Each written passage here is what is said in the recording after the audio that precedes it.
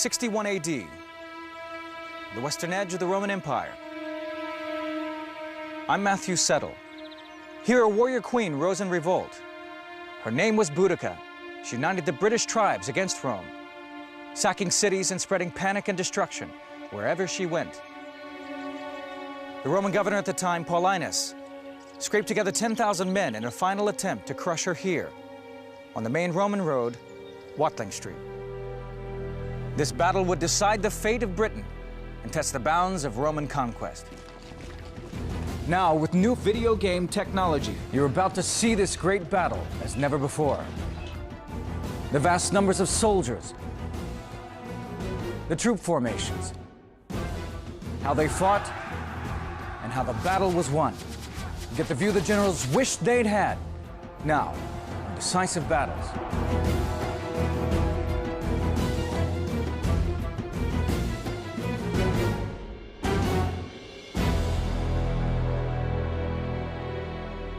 Britain was a prosperous Roman province in the 1st century AD. It was rich in mineral deposits and natural resources.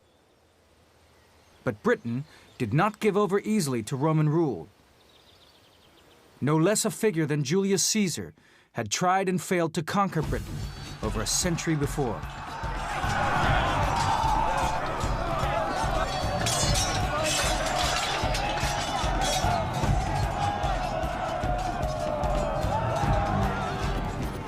Rome successfully invaded Britain in 43 AD. But it took several more years to pacify the various tribes that populated the region.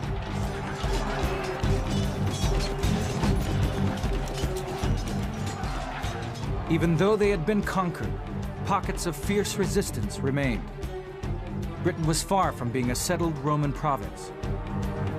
This is a place where military reputations full stop, can be won or lost. One has to remember that Britain is a late entry to the empire. Here fortunes, military and financial, can be made. In Britain, the Romans ruled over a patchwork of tribal kingdoms. In the north were the Brigantes, in the south, the Belgae and Regni, and in the east were the Iceni. These British tribes lived in villages just like this one, reconstructed in southern England. Boudica was the widow of Tacitus, a chief of the Iceni. He saw that security depended on a peaceful relationship with the Romans. Since Tacitus didn't have a son when he died, he left his lands to be jointly controlled by his wife Boudica and the Roman Emperor Nero. And so we have a situation where Tacitus actually makes the Emperor Nero his heir or part heir. And the idea, I think, behind what Tacitus is doing is to ensure a favourable, friendly relationship between Rome and the Iceni. But Rome wasn't deterred. The Roman Emperor Nero had nothing but contempt for the wife and daughters left behind by Tacitus. They came in, they took over, and when she objected, as naturally she did do, she was flogged and the girls were raped. But Rome underestimated Boudica. When she and her daughters escaped, they went back and raised an army. The brutal treatment of the queen and her daughters would be avenged. News of what happened spread like wildfire. Boudica's own tribe, the Iceni, joined forces with the neighboring Trinovantes so they could teach Rome a lesson. Ancient histories claim that her army numbered more than 100,000.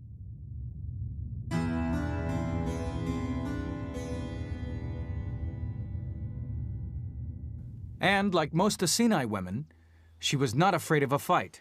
I suppose today she has special significance because she was, after all, a woman. Celtic society were rather big on women. Roman society was not like that at all. Roman writers make a lot of the fact that this rebellion is led by a woman. The Romans emphasise this very strongly in their accounts, and they regard Boudica as this very, very strange, sinister figure. Something rather unnatural, really. The Iceni fought with a variety of weapons: spears, swords, and axes. Many smeared woad, a primitive blue dye, over their faces, and sometimes their entire bodies. We know that the Celtic warriors traditionally fought without clothes on at all. I don't think that was necessarily true at this period. I expect they will have had trousers, and you also know they had great big moustaches.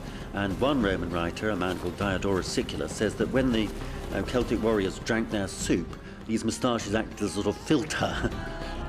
Boudica now had an army of almost 30,000 men and women. She attacked the town of Camulodunum and utterly destroyed it.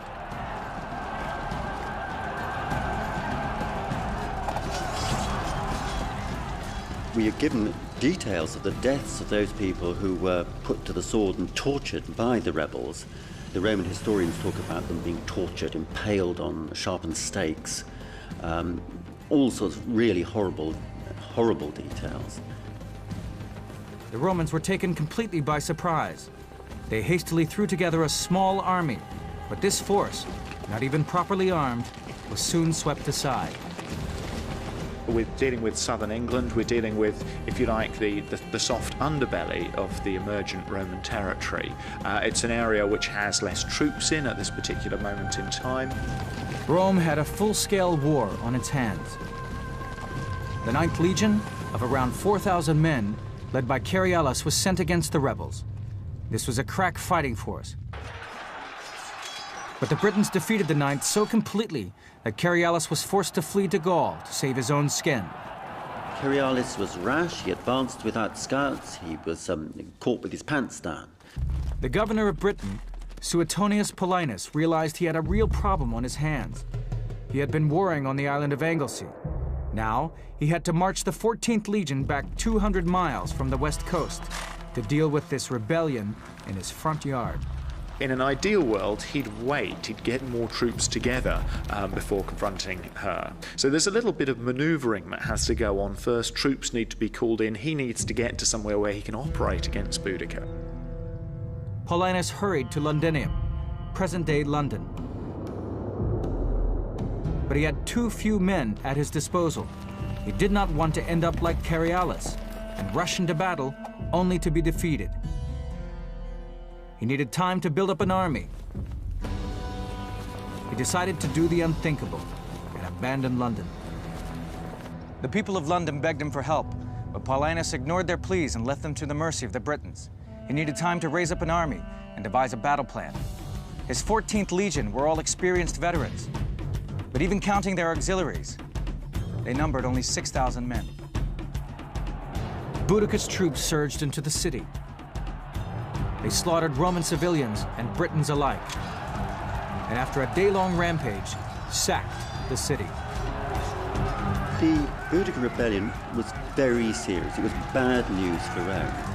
And quite apart from anything else, 80,000 people who were friendly to Rome, and including Romans themselves, were massacred by the rebels right at the beginning of the revolt. So it was really bad news, and there was even a possibility that the Romans might have been thrown out of Britain, and that would have been a disaster for Roman prestige. In one day, Boudica had destroyed the center of Roman influence in Britain. Now the Romans had to stop her, or they would lose Britain altogether. 61 AD. Boudica, Britain's warrior queen, is fighting to end the Roman occupation of Britain. The Roman general Paulinus ordered his army to march east. But while they were still on the move, Boudica sacked Verulamium.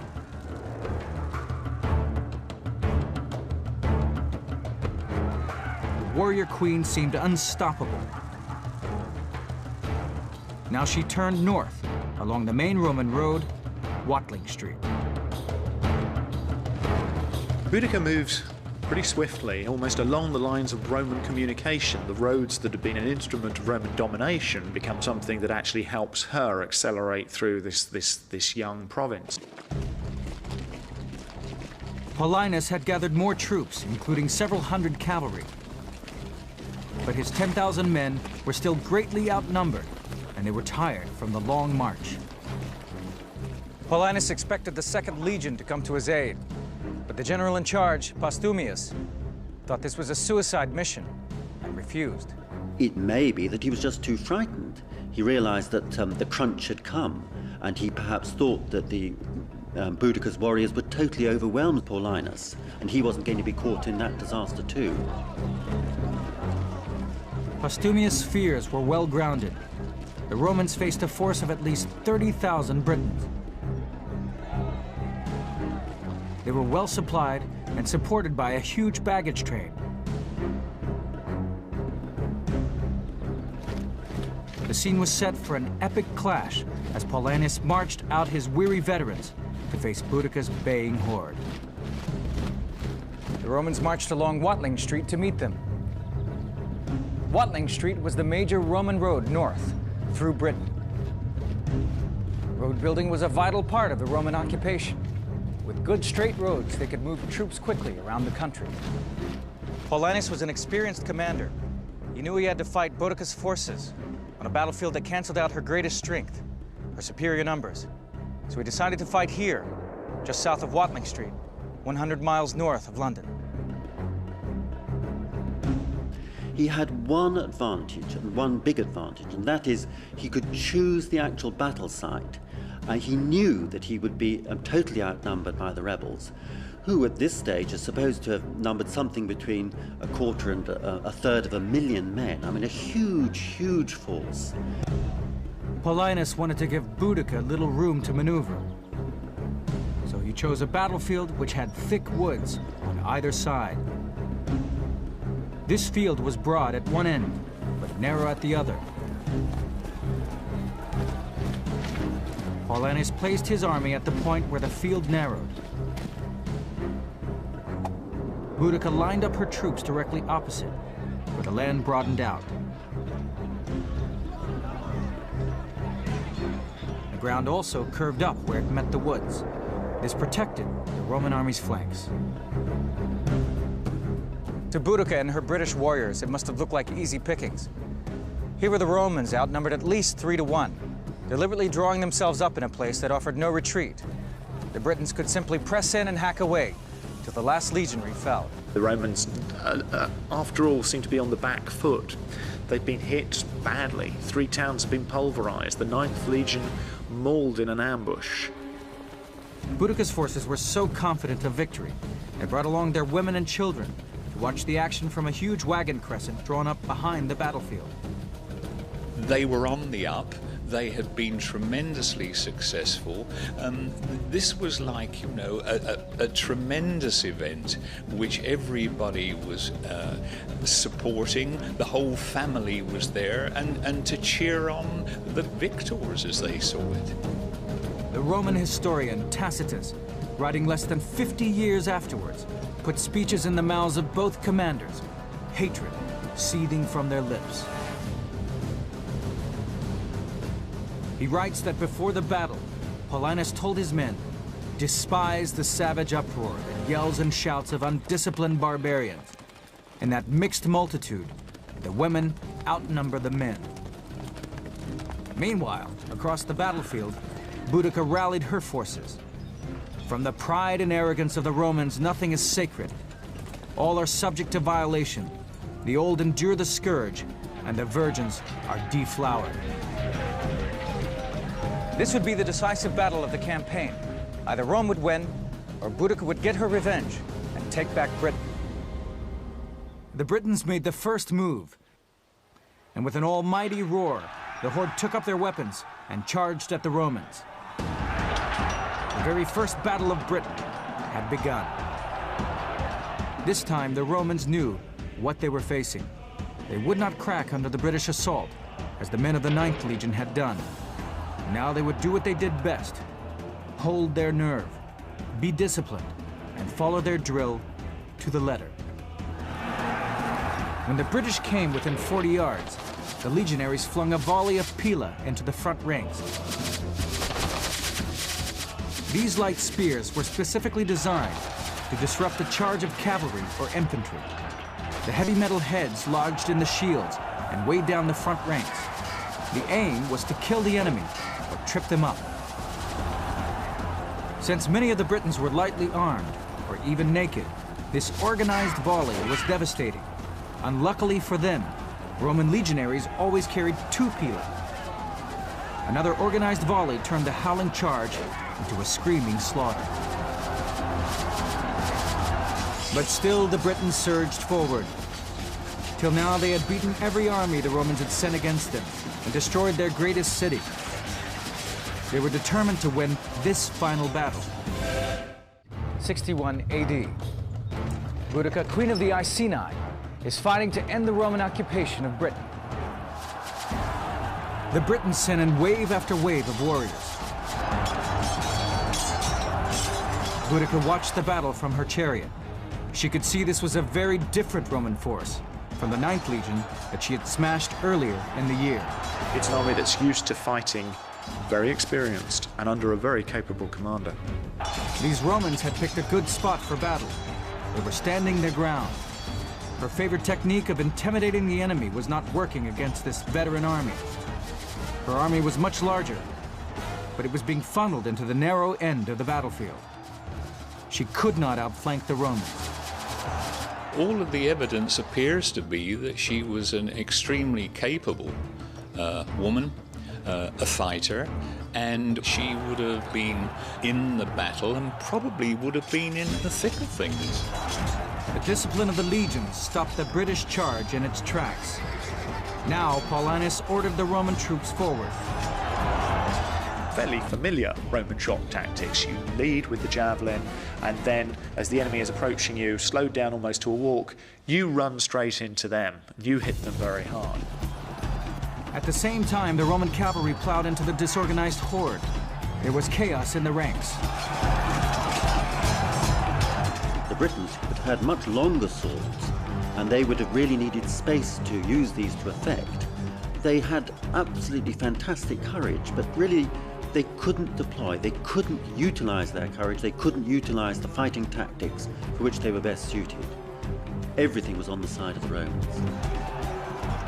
In the press of battle, with no proper leadership to drive them on, many Britons decided to cut and run, and live to fight another day. But now their earlier arrogance was working against them.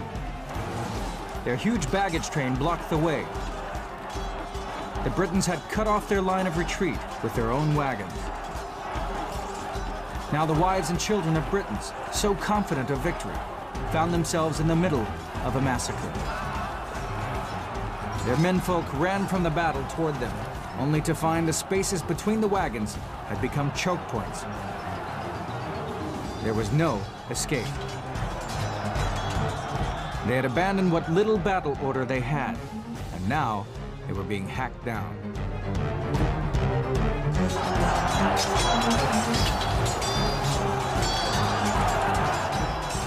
The Roman legionary fought with the gladius, the short stabbing sword, and stab upwards alongside the shield with the right hand into the stomach area of the enemy. Bloodlust drove the Romans on. They'd come to the battlefield tired and outnumbered, and now their enemy was cornered and confused. The Romans showed no mercy. Tacitus says that they just saw red. It was a sort of battle haze. And that having pushed the British warriors back onto their own wagon line, that they just cut down the draft animals, cut down the women and children, spared absolutely nothing. They killed combatants and non-combatants alike. The Britons were caught between Roman steel and a barricade of their own creation, a crescent of chariots where their families had been watching, hoping to see a British victory. Now they too lay dead at the feet of the Roman troops. The death toll, though no doubt exaggerated in Rome's favor, reflects the incredible carnage done that day. It was claimed that Rome lost only 400 men to 80,000 Britons. I think it is likely that it was so. It would be very rash to say that 80,000 is anything like an accurate number, but I think it will have run into thousands. And as for the Roman losses, I think that 400 is probably the number of people who actually perished and fell on the battlefield. Whatever the figure, Rome had won a devastating and decisive victory. When Postumius, who had been afraid to help Paulinus, got word of the Roman victory, he was so overcome with shame that he committed suicide. Boudica raced from the battlefield. Capture would have meant being dragged back to Rome in chains, torture, then execution. The Romans followed in hot pursuit. But before they could reach her, Boudica took poison and died. There are two stories about the fate of Boudica. One is that she fell ill and died. The other is that she took poison. The simple answer is we don't know. There is an urban myth that she is buried under platform 9 at King's Cross railway station in London, but there's absolutely no evidence to support that story. Boudica's death marks the end of effective resistance to Roman rule by the Britons. Though pockets of revolt remained, it was clear the Britons had been conquered by Rome and would remain under Roman rule for nearly 400 years. Rome hit them very, very hard. Boudica's actual legacy for Roman Britain really was Britain really worth all this? But the answer came back quite quickly thereafter. Yes, it was. Today, a statue of Boudica, the warrior queen, stands on the banks of the Thames. The woman who fought against the might of Rome remains an enduring symbol of defiance and a champion for her nation.